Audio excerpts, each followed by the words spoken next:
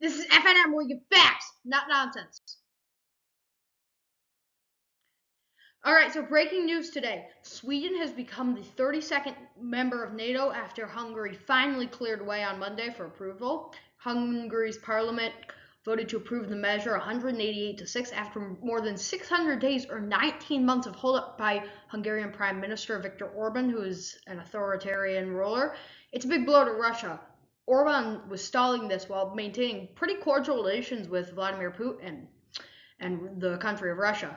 Swedish Prime Minister Olof Kristersson visited Budapest on Friday, kind of made a pledge between the two countries, uniting them to get the measure through, and announced Sweden would provide Hungary with 4 fighter jets.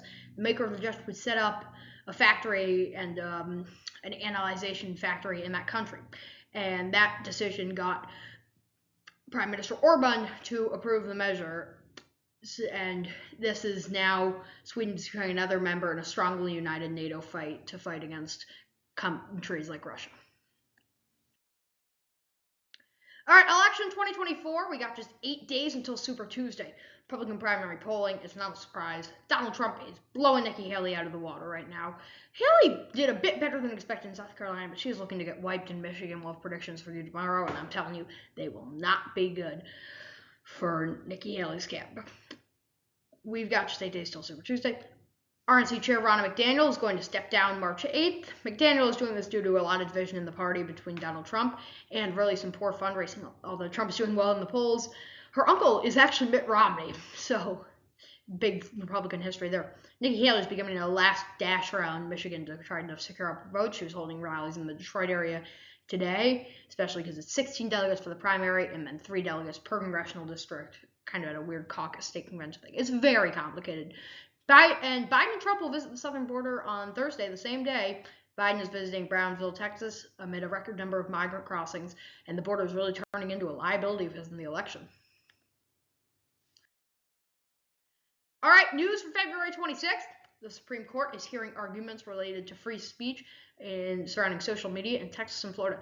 The laws were enacted in a way to allow more extreme, if not totally right, viewpoints to be shared, kind of like the Twitter banning Donald Trump in 2021. The court is expected to rule in favor of the tech companies like Facebook and YouTube. It is unclear kind of what effect this would even have on smaller companies like Etsy and stuff like that. It seemed open to both sides. Meanwhile, the FTC has sued to block supermarket chains Kroger and Albertsons merger. Block comes as food prices skyrocket. Merger between the two chains, 5th and 10th largest retailers in the country, would eliminate competition and drive food prices even higher than their 26% up in recent times, according to the FTC. Stocks Dow was down 62.30, about 1/6%. This is a little down day for the stocks. NASDAQ was down 20.57, or about 1/8 of a percentage point, and the S&P was down about 2/5 of a percentage point, or 19.27.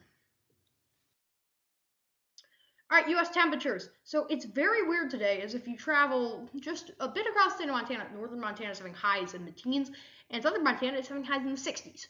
So it is pretty weird how that's kind of shaping out to be today, but that swath of cold air is what's going to overtake. This temperature map is weird. It does not really work as it's expected to.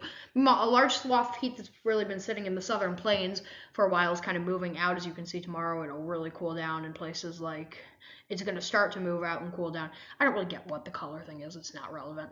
Precipitation through Thursday. There is going to be some snow and rain kind of out in the west, Pacific Northwest, maybe up to 2 to 3 feet of snow. Seattle will see 2 to 3 inches of rain. So be wary of that if you live out there. This has been FNN, where you facts, not nonsense. Thank you for watching.